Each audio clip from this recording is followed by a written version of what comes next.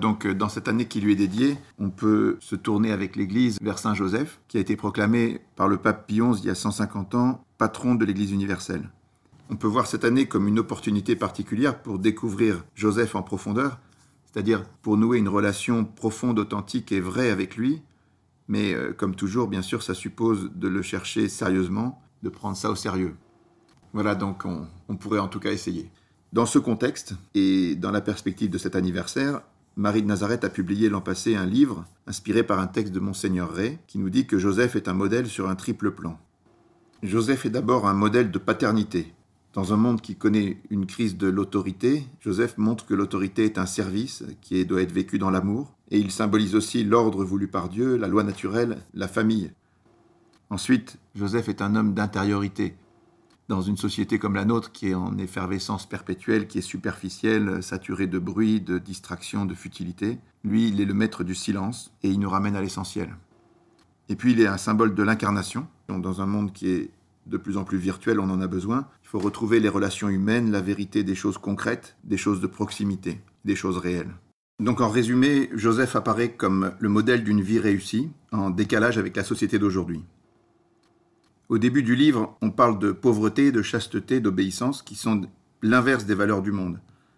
Saint Augustin disait que 2 amours ont créé 2 cités, et c'est un refrain qui revient souvent dans l'Évangile. Ne savez-vous pas que l'amour pour le monde rend ennemi de Dieu ? N'aimez pas le monde, ce monde passe et sa convoitise aussi, mais la volonté de Dieu demeure pour toujours. Le contraste entre Dieu et le monde apparaît dans tout l'Évangile, c'est un classique. Mais on pourrait dire qu'à notre époque, cette opposition s'accentue. Le père Patrick Delaubier, qui est mort maintenant, disait que le mal est en croissance, mais le bien aussi. Il ne faut pas voir que le mal, c'est-à-dire qu'il y a le bon grain et l'ivraie. Certaines choses s'améliorent dans le monde, sont belles, et on peut dire même qu'il y a des choses de plus en plus belles parfois. Mais le mal connaît aussi une croissance très forte. Et aujourd'hui, par rapport aux valeurs chrétiennes, à la foi, à la loi de Dieu, on peut dire que le monde est dans une crise effroyable, dans une apostasie vraiment forte. Et on se rappelle la parole du Christ. Le Fils de l'homme, quand il viendra, trouvera-t-il la foi sur la terre ? Beaucoup de valeurs s'effondrent, et quand on voit la manière de vivre d'aujourd'hui avec les réseaux sociaux, Internet, les selfies, on passe son temps à s'exposer sans pudeur, à parler que de soi, ça devient n'importe quoi parfois. Tout le monde cherche à se glorifier, c'est l'orgueil, l'ambition, on veut s'augmenter, on veut devenir même immortel. Il y a le transhumanisme, on passe son temps à s'éclater, à chercher les plaisirs, la jouissance. On est vraiment dans un monde qui s'est éloigné de Dieu et qui vit sur d'autres valeurs qui en réalité n'en sont pas. A l'inverse, quand on se tourne vers Saint Joseph, on est ramené vers des choses simples et belles. Quel est le monde de Joseph ? En 2 mots, il a toujours servi Dieu d'abord. Il a été le premier à se consacrer entièrement à Jésus et Marie. Il a été pauvre, chaste, humble, alors que nous glorifions l'argent, le sensualisme, la domination, le pouvoir, la force. Lui, il a été autrement. Il a été dans le service, il a été fort, il a été solide, prudent. Il a aussi été silencieux et contemplatif, alors qu'on vit dans un monde bavard et bruyant. Donc se tourner vers Joseph, c'est se rappeler que les vraies valeurs sont ailleurs et que ce sont celles-là qui ne passent pas. En même temps, quand on parle de pauvreté, de chasteté et d'obéissance, il faudrait comprendre que la pauvreté de Joseph, c'est aussi une immense richesse. Parce qu'en fait, quand on réfléchit un peu, qu'est-ce que c'est que la vraie richesse ? Quel est le but ? Qu'est-ce qu'on peut espérer de plus grand sur la terre ? On est tous de passage et les biens de cette terre sont limités. Il y a une histoire que j'aime bien raconter, c'est un prêtre, l'ancien recteur de Lompont, qui avait accompagné des jeunes dans un week-end de retraite de profession de foi. Et après 2 jours de prière intense, les jeunes arrivaient tous à la basilique de Lompont, d'une manière très pieuse et recueillie. Mais pas de chance, il y avait une Porsche qui était garée juste devant. Alors ils se sont tous arrêtés devant la Porsche, ils ont commencé à faire plein de remarques, à se déconcentrer complètement. Et le prêtre était un peu paniqué. À l'homélie, il leur a dit « Écoutez, rien de ce qui est dans ce monde ne pourra vous combler. Vous pouvez avoir une Porsche, 10 Porsches et même toute une porcherie, ça ne vous comblera pas. Il n'y a que Dieu qui peut combler le cœur de l'homme. » Et ça, c'est une idée vraiment forte, c'est une idée fondamentale qui vient de Saint Jean. Le monde passe, et rien de ce qui est dans le monde ne peut nous combler. On est fait pour bien plus. Et une des choses les plus horribles, ça serait d'être condamné à vivre éternellement sur cette terre. On s'en lasserait très vite. On n'en pourrait plus au bout de quelques décennies. En fait, il faut dépasser ce monde, et Dieu est la seule solution. Quand on regarde les choses de la terre, qu'est-ce qu'on peut espérer de mieux ? On peut imaginer, dans nos rêves fous, vivre dans le luxe pendant des dizaines d'années. Ok, mais ça mène où ? On pourrait imaginer régner sur un pays, régner sur 10 pays, sur un empire, même sur une galaxie. Imaginez que vous régnez sur une galaxie pendant des dizaines d'années avec un règne absolu. Mais quels que soient les rêves, quelle que soit leur forme, tout ça, ça passe à une vitesse folle. Dans 100 000 ans, il n'en restera plus rien.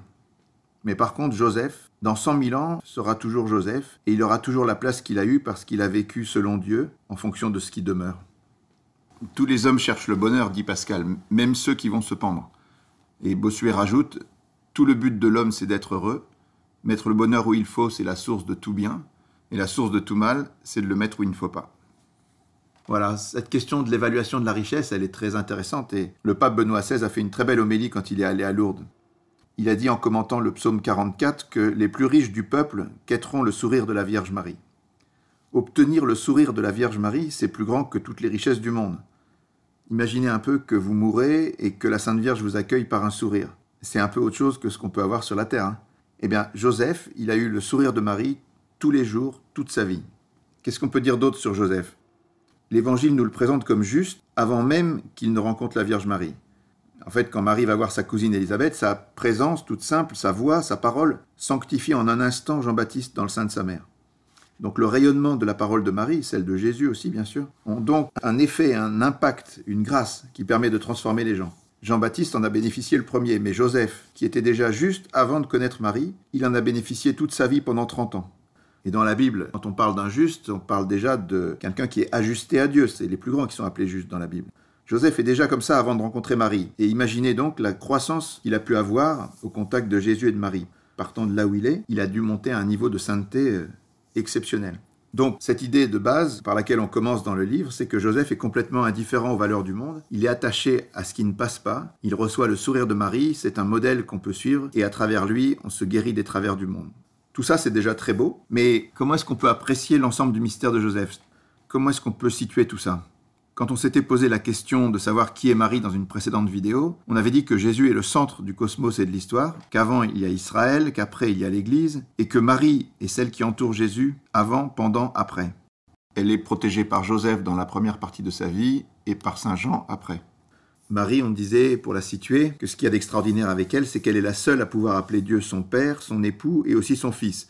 Nous, on peut appeler Dieu notre Père, les religieux peuvent l'appeler aussi leur époux, mais Marie est la seule sur la planète à pouvoir l'appeler également son Fils. Donc les trois amours les plus forts sur la terre, qui sont l'amour des parents pour leurs enfants, l'amour des enfants pour leurs parents et l'amour des époux l'un pour l'autre, Marie les a vécus en plénitude avec Dieu lui-même. Donc elle a une place absolument unique. Voilà. C'est ce qu'on disait dans la vidéo sur Marie, mais qu'est-ce qu'on peut dire de Joseph aujourd'hui ? Si on regarde Joseph, on peut dire qu'il est le chef de la Sainte Famille, qu'il est l'époux de Marie, qu'il est le père et l'éducateur de Jésus. Il est aussi, par rapport à Israël, le fils de David, dans la lignée des princes de Juda. Il est préfiguré par le patriarche Joseph, il est le protecteur de l'Église, le premier des consacrés, le patron des laïcs. Dieu a confié à Joseph ses plus grands trésors, il lui a confié Jésus, Marie, l'Église et nous. Donc un peu comme le patriarche Joseph de l'Ancien Testament à qui le Pharaon avait tout confié, il est très important. Mais qu'est-ce qui est le plus important chez Joseph ? Est-ce que c'est d'être le chef de la Sainte Famille, le chérubin qui protège la Vierge Marie ou le père, l'éducateur de Jésus ? En fait, la réponse est venue au XVIIe siècle. À cette époque, si on reprend un peu les choses, Sainte Thérèse d'Avila avait fondé en Espagne un ordre de contemplatives spécialement pieux et dévots, donc le Carmel, en se basant sur le mystère de l'incarnation, sur la contemplation de Jésus, Marie et Joseph à Nazareth. Cette spiritualité est arrivée en France par le cardinal de Bérulle et l'école française de spiritualité est née à son initiative. Ça a donné toute une série de saints et de grands spirituels qui vont développer en particulier d'abord la spiritualité du Sacré-Cœur de Jésus, avec Saint François de Sales, Sainte Jeanne de Chantal, Marie des Vallées, Saint Jean-Eudes, Sainte Marguerite Marie, Claude de la Colombière, Charles de Foucauld, Montmartre. Voilà, c'est tout un courant, la spiritualité du Sacré-Cœur, qui provient de cette école française de spiritualité. Il y a une deuxième grande branche qui a fait découvrir la Vierge Marie. Ça venait de loin, de Saint-Bernard de Clairvaux, mais avec le cardinal de Bérulle, Jean-Jacques Ollier, Saint Jean-Eudes, Saint Vincent de Paul, Saint Louis-Marie Grignon de Montfort, il y a eu tout un courant qui a inspiré le monde, Saint Maximilien Kolb, Saint Jean-Paul II et tous les autres qui ont façonné la grande spiritualité mariale de l'Église. Tout ça, ça venait de la spiritualité française du XVIIe siècle. Mais ces deux branches sur Jésus et Marie, ce ne sont pas les seules. Parce qu'il y a une troisième branche qui concerne Saint Joseph, et qui a été développé en particulier par le cardinal de Bérulle, en reprenant les intuitions de Sainte Thérèse sur Saint Joseph, qui sont très fortes. Et puis, il y a eu Jean-Jacques Ollier. Jean-Jacques Ollier, c'est très très fort, il a écrit toute une série de textes qui contiennent des réflexions qui semblent les plus abouties pour parler de Saint Joseph. Il l'a présenté comme étant l'ombre du Père. Il faut écouter ce texte quand il dit que l'admirable Saint Joseph fut donné à la terre pour exprimer sensiblement les perfections adorables de Dieu le Père.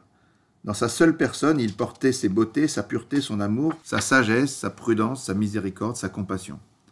Un seul saint est destiné à représenter Dieu le Père, tandis qu'il faut une infinité de créatures, une multitude de saints pour représenter Jésus-Christ. Car toute l'Église ne travaille qu'à manifester au dehors les vertus et les perfections de son chef adorable, mais le seul Saint Joseph représente le Père éternel. Aussi faut-il considérer l'auguste Saint Joseph comme la chose du monde la plus grande, la plus élevée, la plus incompréhensible. Le Père s'étant choisi ce saint pour en faire sur la terre son image, il lui donne une ressemblance de sa nature invisible et cachée, et à mon sens, ce saint est hors d'état d'être compris des esprits des hommes. L'excellence de ce grand homme est incomparable. Il faut voir ce que dit Ollier. Dans la petite trinité sur la terre que représente Jésus, Marie, Joseph à Nazareth, Joseph, c'est l'ombre du Père. C'est celui qui représente le Père éternel. Sa vocation donc est de rester silencieux, caché, en retrait, pour faire grandir le Fils dans un acte de paternité normal, c'est-à-dire un acte d'effacement. Ollier explique que lui seul a reçu cette mission d'être le Père de Jésus et de jouer ce rôle d'ombre du Père. Et donc il considère sa grandeur en disant « Si Dieu le Père a pris ce saint pour être l'idée et le caractère de ses perfections, s'il a rendu visible en lui ce qui était caché en son essence de toute éternité, s'il l'a choisi pour en faire l'image de sa sainteté, quelle idée doit-on se former de Saint Joseph ? Dieu lui donne avec abondance son esprit de Père, il exprime sensiblement en lui toutes ses perfections divines, sa sagesse, sa prudence, son amour, sa miséricorde, il en fait le caractère de toutes ses beautés. Il dit qu'il lui donne son esprit de Père en abondance, que son caractère invisible, incompréhensible et caché est à l'image de ce caractère invisible, incompréhensible et caché de Dieu le Père. Et que sa manière d'être, donc par rapport à Jésus et par rapport à nous, c'est d'être provident, d'être attentionné, d'être puissant, de veiller à préserver Jésus du mal. Et donc c'est un rôle immense par rapport à Jésus, mais aussi par rapport à nous. Sainte Thérèse d'Avila parlera toujours des secours incroyables obtenus de Saint Joseph. Elle dit qu'aux autres saints, il semble que Dieu ait concédé de nous aider dans tel ou tel besoin, alors que j'ai expérimenté que le glorieux Saint Joseph étend son patronage à tout. Voilà, cette perspective-là a été très souvent reprise par la suite, et c'est finalement cette ressemblance avec Dieu le Père qui paraît être l'aspect le plus profond du mystère de Joseph. Joseph avait donc pour mission de veiller sur le mystère de l'incarnation. Il a été le protecteur du mystère de l'incarnation et il n'en ignorait rien. C'est très important de le comprendre. Il a fait don de sa vie à Jésus et à Marie, et lui comme Marie ont dit oui en pleine connaissance de cause. Comment est-ce qu'on s'en rend compte ? Il faut voir que notre Dieu est logos, c'est-à-dire que dans toutes les interventions qu'il donne dans l'Ancien Testament, comme dans le Nouveau ou dans toute l'histoire de l'Église, il y a toujours un signe donné à l'intelligence pour le reconnaître et avoir la certitude qu'on n'est pas dans l'illusion. Par exemple, dans le texte de l'Annonciation, quand l'ange dit à Marie « Tu enfanteras un fils », il lui dit aussi que sa cousine Élisabeth, qu'on appelait la stérile, est enceinte. Donc Marie court, elle va voir, non pas pour vérifier, pour aider, mais quelque chose est donné à son intelligence pour qu'elle se rende compte de la réalité de l'apparition. On a une chose équivalente avec Joseph quand il reçoit en songe la parole de prendre Marie chez lui. Le texte grec dit « Elle enfantera un fils et tu l'appelleras du nom de Jésus ». Mais dans le texte araméen, c'est « Elle l'appellera du nom de Jésus ». Le pronom, en fait, peut vouloir dire les deux. Mais dans la tradition araméenne, qui est la langue de Jésus, on a gardé l'idée que c'est Marie qui l'appellera du nom de Jésus. Joseph a donc un songe, mais comme on ne peut pas reposer toute sa vie sur un rêve, il va voir Marie, et Marie lui dit Jésus. Et c'est pour lui une confirmation. À partir de cet événement, Joseph ne doute plus. C'est-à-dire que, selon l'hymne acatiste, il a été auparavant secoué par une tempête de pensées contradictoires. D'un côté, il voyait que Marie attendait un enfant et ne comprenait pas. Et de l'autre, il était absolument sûr que Marie était sainte. Donc elle était sainte et enceinte. Et cette contradiction lui a fait vivre une sorte de nuit. Mais Joseph sort de cette nuit avec cette révélation du nom de Jésus. À partir de là, il n'a plus aucun doute. Et il va donc pouvoir vivre ses 30 ans avec Jésus, au plus près du mystère de l'incarnation, en étant le gardien de Dieu. Il faut bien comprendre ce que ça veut dire. C'est quelque chose de fou. Joseph est l'ombre du Père éternel. Il veille sur le Fils en présence de Marie, qui est l'épouse de l'Esprit Saint. Voilà, donc avec ce rôle de Joseph particulier dans le mystère de l'incarnation, Joseph, ombre du Père, on était au cœur de ce qui caractérise Joseph. Mais il y a beaucoup d'autres aspects dans son mystère et on va les regarder un par un. D'abord, deux choses que le Père Verlinde souligne souvent, ce sont l'âge de Joseph et la beauté de Joseph. Dans la peinture, Joseph est représenté souvent comme un vieillard très âgé, un peu comme on représentait Dieu le Père dans la Bible. Mais la réalité est certainement très différente parce que le Talmud interdit plus ou moins d'avoir une forte différence d'âge avec son épouse. Beaucoup de mystiques ont vu Joseph dans des apparitions avec certes un décalage d'âge avec la Vierge Marie, mais c'était un jeune homme dans la force de l'âge, au moins au début, bien sûr. En gros, Joseph a sans doute une dizaine d'années de plus que Marie, et il meurt 1 an ou 2 avant que Jésus ne parte sur les routes, donc avant que Jésus ait 30 ans. Donc on peut calculer que si Marie avait environ 15 ans au moment où Jésus est né, Joseph devait avoir 25 ans, et si on rajoute 30 ans, il a dû mourir à 55 ou 60 ans, ce qui n'est pas anormal pour l'époque, même si on pouvait vivre bien plus vieux, comme Saint Jean par exemple, qui a vécu jusqu'à 90 ans. Ensuite, il faut insister sur la beauté de Joseph. Joseph a été choisi par Dieu pour une mission qui est absolument spéciale, de même que Marie a été choisie et à l'Annonciation, l'ange la désigne comme comblée de grâce. C'est ce qui définit son essence la plus profonde. Marie est celle qui est comblée de toutes les grâces. Mais quand l'ange apparaît en songe à Joseph, il lui dit « Joseph, fils de David ». Et ce n'est pas un simple titre au hasard, c'est le titre messianique par excellence. Ça dit beaucoup plus que de dire « tu es de la descendance de David ». D'ailleurs, l'Évangile précise que Joseph est de la maison et de la descendance de David. Et c'est pour ça qu'il va à Bethléem pour se faire recenser. Donc il est de la maison de David comme on est de la maison de France quand on est dans la ligne directe des héritiers des rois de France. Donc Joseph, c'est un prince de Juda. On y reviendra plus en détail vers la fin de la vidéo, mais en creusant les fondations du Centre international Marie de Nazareth, on a fait une belle découverte archéologique. On a mis à jour la seule maison que les archéologues israéliens datent du temps de Jésus, à Nazareth. Et après cette découverte, on a fait un colloque avec la mairie de Nazareth sur l'histoire, l'archéologie et la vie ancienne de Nazareth. Ce qui en est ressorti, c'est que Nazareth est en fait une ville royale. C'est pas un bled perdu à la campagne. C'était à la campagne, certes, mais c'était dans le royaume du Nord, la ville royale des princes de Juda, qui vivaient l'hiver à Megiddo et qui allaient l'été à Nazareth. Et la phrase qu'on cite toujours dans l'Évangile « De Nazareth peut-il sortir quelque chose de bon ?» en araméen, elle a une structure de proverbe. C'est pas du tout une phrase lambda. Dans le colloque, on nous disait que c'était le témoin des querelles dynastiques en Israël entre les héritiers de David qui étaient restés à Bethléem et ceux qui étaient partis dans le royaume du Nord. Un peu comme si on disait qu'est-ce qui peut sortir de bon de Monaco ou d'autres lieux où il peut y avoir des querelles dynastiques. À Nazareth, toutes les constructions anciennes sont très soignées, de grande qualité. C'était une civilisation très avancée qui était dans sa plénitude. Marie en a bénéficié au temple et Joseph était aussi un digne représentant de la maison de Juda pour accueillir le Christ. C'est très important et c'est pour cela que les évangiles commencent par des généalogies. Joseph est en ligne directe avec Salomon, avec Abraham, avec David, avec Adam. Autre point pour parler du mystère de Joseph, la Vierge, c'est l'arche de la Nouvelle Alliance. Elle a accueilli en son sein la présence réelle de Dieu. La figure qui représente le mieux la Vierge Marie dans l'Ancien Testament, la figure prophétique numéro 1, c'est l'arche de l'Alliance. Dans l'économie du salut, Dieu a choisi un peuple, il lui a donné une terre, il lui a donné ensuite une ville, Jérusalem, et au cœur de la ville, il y avait le temple de Dieu, et dans ce temple, il y avait le Saint des Saints. Et au cœur du Saint des Saints, il y avait l'arche de l'Alliance qui était le cœur du cœur de la prière d'Israël, sur laquelle se tient la présence réelle de Dieu. Et l'arche, il y a 2 chérubins qui la protègent. La Bible nous dit que la hiérarchie céleste se compose en 9 cœurs des anges, les anges, archanges, principautés, vertus, puissances, domination, trône. Et au sommet, il y a les chérubins et les séraphins qui sont tellement proches de Dieu qu'ils sont en contemplation, ils sont silencieux. Or, les 2 grands saints qui ont protégé la première et la deuxième partie de la vie de la Vierge Marie, c'est-à-dire Saint Joseph et Saint Jean, c'étaient des saints contemplatifs, fascinés par le mystère de Dieu et donc a priori silencieux. On reconnaît bien à la fois la grandeur, le profil et les caractéristiques de la spiritualité de Saint Joseph, tournée vers Dieu, au plus près du mystère de Dieu. Et Jean-Paul II insistera beaucoup là-dessus, Joseph, c'est le gardien de l'incarnation. Un autre aspect très important, c'est que Joseph est l'époux de la Vierge Marie.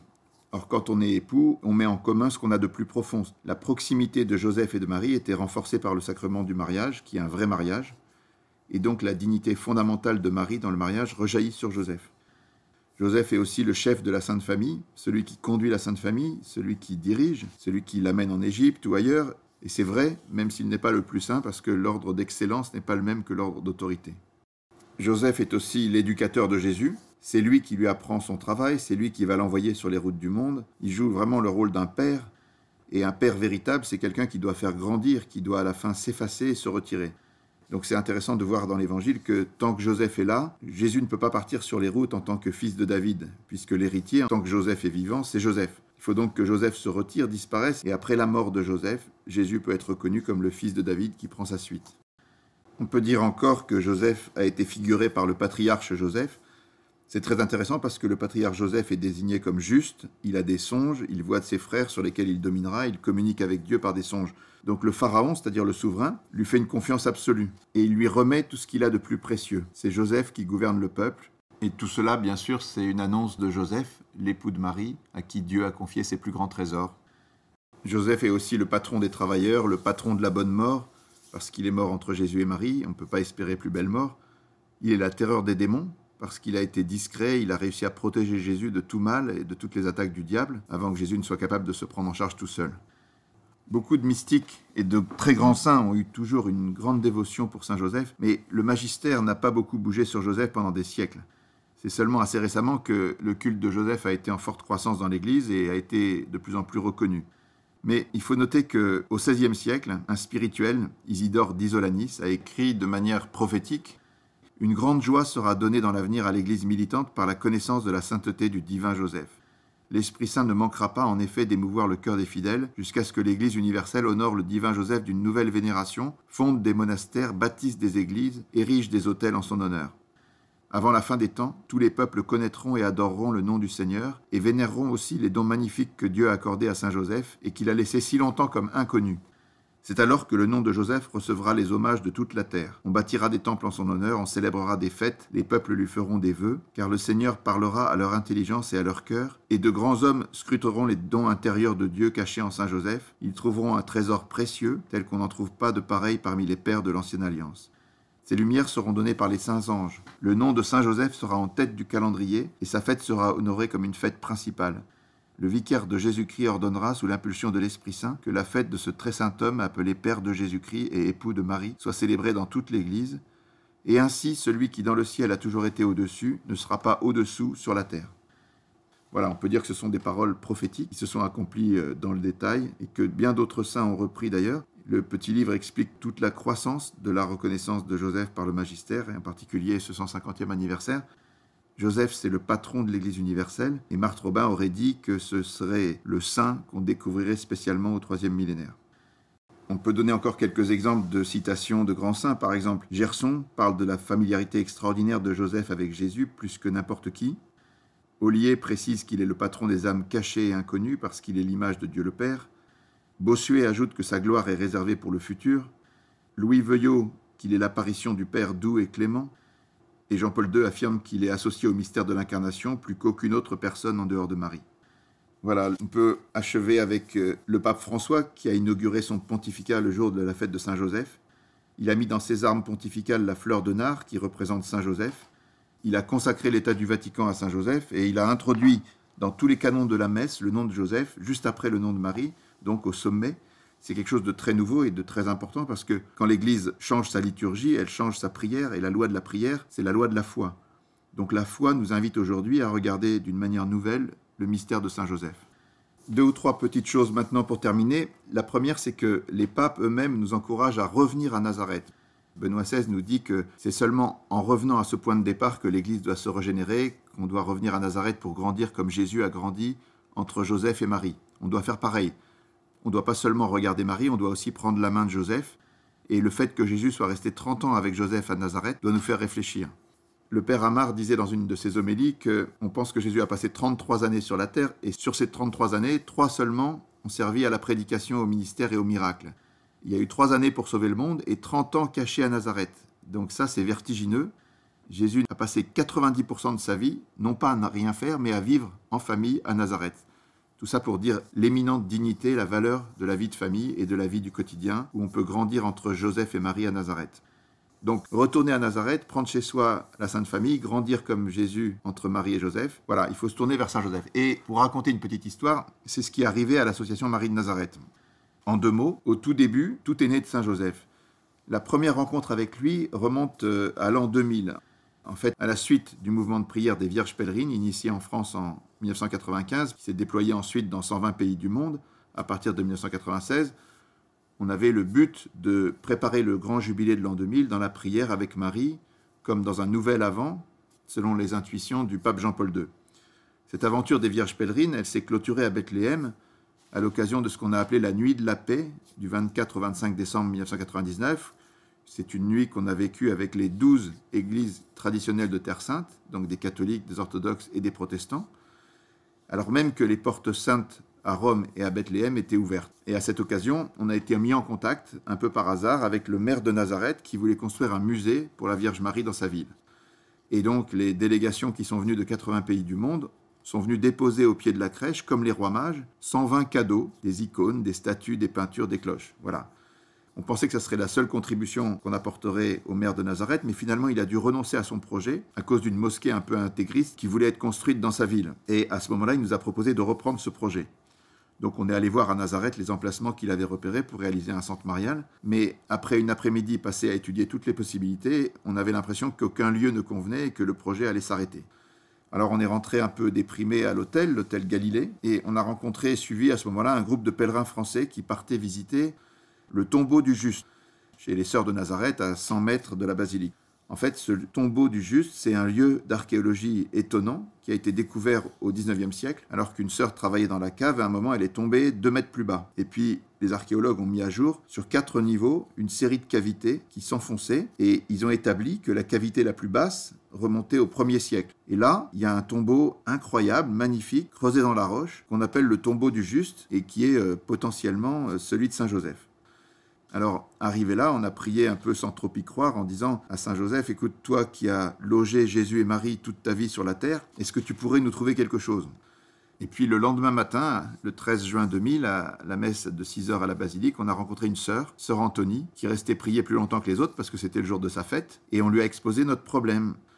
Elle nous a répondu, c'est incroyable parce qu'on vient de décider que l'école Saint-Joseph, juste à côté, doit déménager. Et ça fait une semaine à peine qu'on reçoit des gens pour voir si on va en faire un hôtel, un commerce ou autre chose. Donc venez nous parler de votre projet.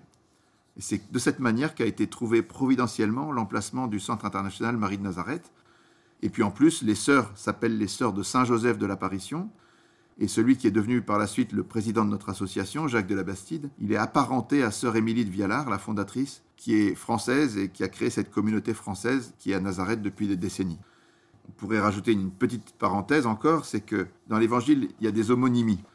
Par exemple, Jésus qui a un ami qui s'appelle Lazare, qui est très riche, et quand Jésus fait une parabole sur la pauvreté, il parle du pauvre Lazare. Et donc ce choix n'est pas quelque chose d'anodin, ça veut signifier quelque chose. Il y a aussi le nom de Marie. Vous avez Marie et Marie-Madeleine qui sont les plus proches de Jésus. Et au pied de la croix, il y a Marie, Marie, Marie. Marie-Salomé, Marie-Madeleine, Marie la Sainte. Toutes les Maries sont au pied de la croix. Ça veut dire quelque chose. Et puis, le Joseph qui demande à Pilate le corps de Jésus, qu'il installe dans son tombeau, il a un rapport bien sûr avec Joseph. Et comme Jésus a fait certainement le tombeau de Joseph à Nazareth, il y a un Joseph qui lui donne le tombeau au Golgotha. Bref, dès les premiers moments dans l'association Marie de Nazareth, on a été mis en contact avec Saint Joseph. L'école Saint-Joseph a accueilli le centre Marie de Nazareth. Donc c'est comme si Joseph accueillait Marie. Et ensuite, on a continué à avoir des rapports avec Joseph parce que quand le projet a grandi et que les choses sont devenues un peu difficiles, on n'avait pas un sou, on a dû emprunter pour acheter un premier bâtiment, puis un deuxième bâtiment. Et puis l'appétit venant en mangeant, on a dû acheter un 3e et un 4e bâtiment. Et on s'est confié spécialement à Saint-Joseph. On s'est consacré à lui le 7 juin 2004 à la rue du Bac. Et à partir de là, on a réussi, en mobilisant 35 000 donateurs, à construire et inaugurer ce centre international le 25 mars 2011. Et c'est aujourd'hui un lieu qui est très apprécié, qui est depuis plusieurs années un des mieux notés sur TripAdvisor parmi les 200 attractions du nord d'Israël. Et donc vous pouvez voir sur ces images la beauté du centre, tout ce qui a pu être fait. Donc c'est vraiment là qu'il fallait faire ce centre marial. Et donc un grand merci à Saint-Joseph. Ensuite, on a eu d'autres occupations avec le lancement d'Aletheia, d'Hosanna, la production des vidéos, de sites internet. Mais on a croisé à nouveau Saint-Joseph en préparant le 500e anniversaire des apparitions de Cotignac. Un jour, on était en train de pèleriner vers Cotignac, comme beaucoup d'entre vous certainement, avec les pères de famille qui ont relancé ces pèlerinages. Des pèlerinages qui ont essaimé un peu partout en France, qui se sont ensuite élargis aux mères de famille maintenant avec beaucoup d'enthousiasme. Et au cours d'un de ces pèlerinages, on a appris que dans 3 ou 4 ans, on allait fêter les 500 ans de ce lieu, qui est un lieu extraordinaire parce que non seulement c'est un lieu où Jésus, Marie et Joseph sont apparus, se sont manifestés, mais c'est aussi un lieu où Marie et Joseph ont parlé, et ça le rend unique au monde. Et en plus, cet endroit a joué un rôle incroyable dans l'histoire de France, parce que, comme vous le savez, la consécration de la France à Marie a été prononcée à la suite d'une apparition de la Vierge au frère Fiacre, qui demandait 3 neuvaines de prière à Notre-Dame de Paris, Notre-Dame des Victoires et Notre-Dame de Cotignac, pour prier pour la naissance d'un dauphin. Et 9 mois après, jour pour jour, après la fin de la neuvaine à Cotignac, Louis XIV, Dieudonné, est né. Donc c'est dans ce contexte qu'a été prononcé le vœu de Louis XIII, qui est si important pour notre pays et qui consacre la France à Marie. Donc pendant 4 ans, on a raconté l'histoire chrétienne de la France avec Marie de Nazareth, à travers les témoignages de beaucoup de gens qui ont rapporté des faits marquants de l'histoire chrétienne de notre pays, des faits qu'on ne trouve plus dans les manuels scolaires habituels. Et ça nous a amené donc à aller voir souvent Saint-Joseph et à le prier à Cotignac. Et ce lieu, vraiment, si on veut connaître Joseph, il faut y aller. On ne trouve pas mieux en France pour aller aux sources de Saint-Joseph. Cotignac, d'une certaine manière, c'est le Nazareth français, c'est-à-dire que c'est l'endroit qui appartient à Jésus, Marie, Joseph. C'est un endroit un peu retiré, un peu loin du monde, à la campagne. C'est très beau, c'est très noble, c'est en lien avec les rois de France, ou avec la noblesse la plus grande. Voilà. Alors, en parallèle de tout ça, il y avait aussi les congrès de joséphologie. Il y a eu en particulier un congrès à Puy-Misson avec le père Verlinde, le fondateur de la communauté de la famille Saint-Joseph, qui réfléchit très activement sur Saint-Joseph et sur la façon de faire grandir sa dévotion, en collaboration avec un certain nombre d'autres mouvements, comme l'œuvre du frère André à Montréal, les Polonais de Caliste, il y a aussi des Italiens, des Espagnols, voilà, des tas de groupes qui ont fondé les congrès de joséphologie. Et puis il y a le frère Dominique Joseph, qui est très actif et qui a aidé à monter ces congrès, et grâce à eux, on a pu en apprendre beaucoup sur Saint-Joseph. Un peu plus tard, en novembre 2019, il y a eu un congrès à Cotignac avec à peu près les mêmes personnes et avec Dominique Ray. C'est là que le frère Dominique Joseph nous a annoncé qu'il était en contact avec le secrétaire du pape qui lui disait que le 8 décembre 2020, on allait fêter les 150 ans de la proclamation de Saint-Joseph patron de l'Église universelle et que le pape et son entourage s'interrogeaient sur ce qu'il fallait faire pour Saint-Joseph. Parce que quand il y a un anniversaire comme ça, on essaie toujours de faire progresser un peu la doctrine, de faire quelque chose de spécial. Qu'est-ce qu'on pouvait faire pour Saint-Joseph ?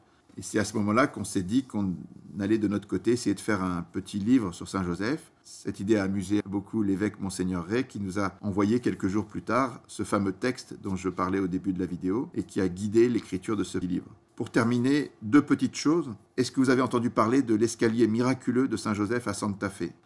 Alors cet escalier, c'est un peu une histoire de fou, c'est très touchant. En 2 mots, il y a des sœurs qui sont installées dans la ville de Santa Fe au Nouveau-Mexique aux États-Unis, qui ont construit une église à la fin du 19e siècle, mais elles avaient oublié de construire l'escalier qui menait à l'étage.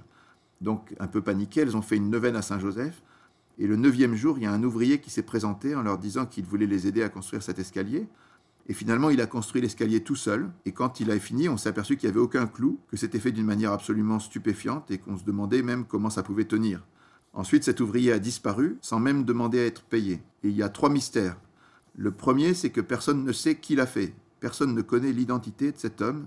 Le second mystère, c'est que les architectes et les ingénieurs ne savent pas expliquer comment cet escalier, qui fait 2 tours complets sur lui-même, peut tenir debout alors qu'il n'y a aucun support central. Et le troisième mystère, c'est où est-ce que la personne a pris le bois, parce que ce type de bois n'existe pas dans la région. Et puis, il y a 33 marches, voilà. C'est un escalier qui est miraculeux, qui est vraiment incroyable et qui existe en vrai. Deuxième petite chose, le sommeil de Saint-Joseph. C'est une autre des annexes du livre qui parle du sommeil de Saint-Joseph. C'est un texte assez amusant parce que chaque fois que Joseph a un problème, il dort. Et Dieu résout tout dans son sommeil. C'est de cette manière que Dieu communique avec Joseph et on peut trouver ça très reposant. Quand Jean XXIII a lancé le Concile Vatican II, il se demandait s'il n'avait pas fait une erreur et Jésus lui a dit « Est-ce que c'est toi ou c'est moi qui conduis l'Église ?» Alors, dors tranquille, fais comme Joseph, et donc il a dormi du sommeil du juste. Voilà, il faut conclure maintenant. Donc, beaucoup de saints disent que le mystère de Joseph est hors de portée. Mais quand on a fait ce livre sur Joseph, on a ressenti tous une sorte de paix, de joie. Contempler Joseph, ça fait du bien, et on s'est vite demandé pourquoi. L'explication qu'on a pu trouver, c'est qu'on est tous tiraillés dans un monde compliqué, avec beaucoup de choses qui nous oppressent. Et tout d'un coup, quand on se tourne vers Joseph, on a l'impression de se reposer, de se remettre dans l'axe, comme si Joseph était un remède, quelqu'un qui fait du bien. En fait, c'est vrai, la vie de Saint Joseph a quelque chose de très apaisant. Joseph, c'était un grand croyant. Il avait donc une vie avec Dieu, il attendait le Messie comme la Vierge Marie. Il était dans les relations humaines, il se préoccupait des autres, et il contemplait la création. C'est ça le monde de Joseph. Dieu, les autres et la création de Dieu. Et finalement, il y a dans ce secret quelque chose de très fort parce que ça prend le contre-pied de tout ce qui nous détourne de l'essentiel. En fait, la prière la plus classique à Saint Joseph, le « Je vous salue Joseph », nous conduit à prier pour nos soucis de famille, de santé, de travail, des choses concrètes et spirituelles. Mais aujourd'hui, on est dans des temps quand même très perturbés et on serait certainement tous bien inspirés de nous tourner en famille vers Saint Joseph, qui est le gardien de la Sainte Famille, et de lui confier spécialement non seulement nos soucis de santé, de travail, mais aussi nos églises domestiques, nos familles et notre grande église, parce que sa protection est très puissante. Voilà, n'hésitez pas à approfondir tout ça et à partager largement le livre sur Saint Joseph.